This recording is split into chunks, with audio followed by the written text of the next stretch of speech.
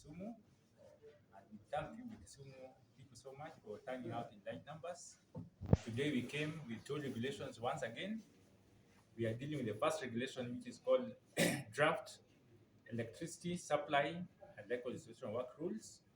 That's the regulation which gives us the framework for licensing electrical workers. Those are the people who come to your houses or your premises or your institutions to do wiring of your houses. And the next regulation we are discussing today is the one called Draft Electric Power Undertaking Regulations. They are both drafts of 2025, and this is the one you use for licensing people who do power generation, power transmission, power distribution and supply, like the Kengen, the IPPs, and the Kenya Power, the Ketracos, and all those. These two regulations are very important to us. More so, let me start with the one for licensed electrical workers and electrical contractors.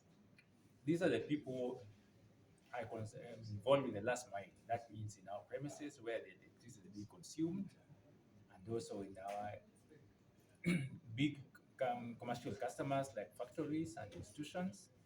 And safety is very key. And that's why we have brought a lot of some new changes in this regulation. The first change we have brought, which I want to reach out to the public, is the periodic testing of installation.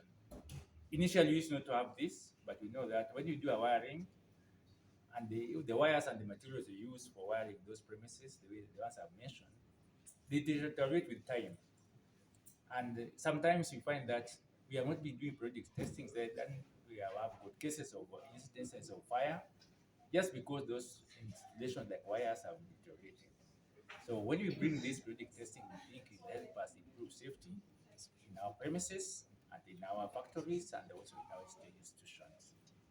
So the periodic testing, they will do it that when we issue the complaint certificate, they have been issued them now, they have now maybe an expiry date.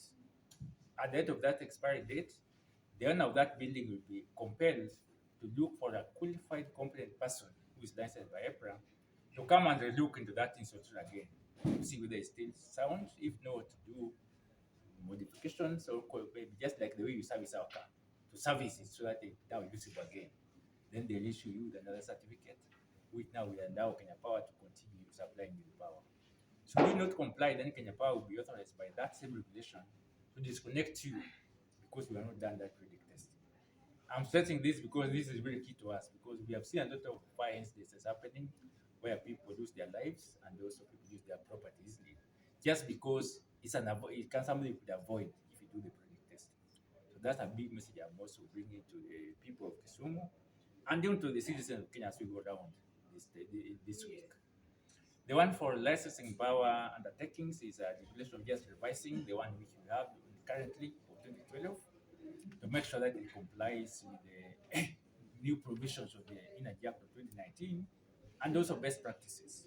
We want to also attract private sector investments in this country.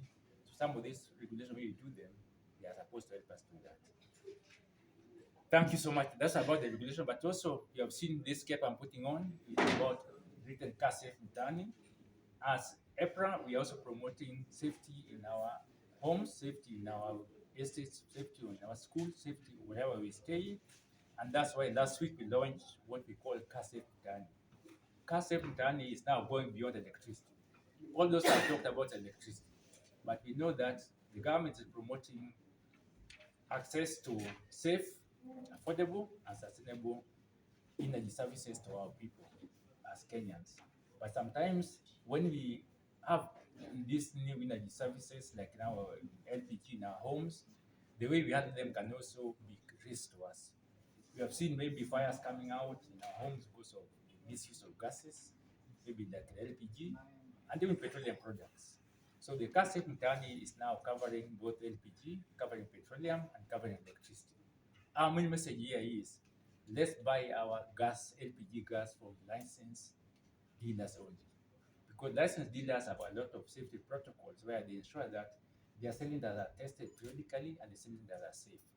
And even the gas which you buy is also right quantity and right quality. So that it now limits those chances of getting accidents through LPG. Likewise to petroleum products. Let's buy petroleum products from only our licensed dealers. And also, even to electricians, I've also said when I was making my closing remarks, let's use only people are licensed by EPRA to do wiring in our premises. Because we have seen a lot of accidents which could be avoided because people did those work were not licensed. Thank you so much. That's all. Yes, thank you so much. That one came from the floor, and that's why we are here. The way we said in the opening remarks, the views of the citizens matter. And I think in the draft regulation, we are feeling that sometimes we wanted people to operate within some regions only. And this was because of those safety also. Because when people sometimes we have seen, we wanted to maybe solve a problem, but the people on the ground feel that it will not be very good. We are seeing somebody maybe doing work in Mombasa, but his office is in Kisumu.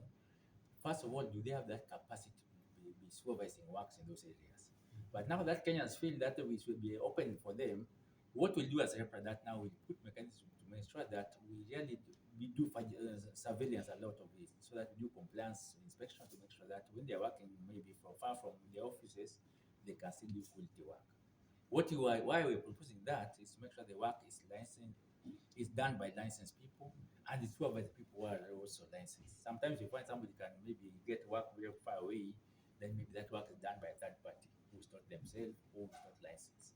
But so long as they can assure us and through our inspections, we now make sure that that is done. I think we'll allow them to go that way. Thank you.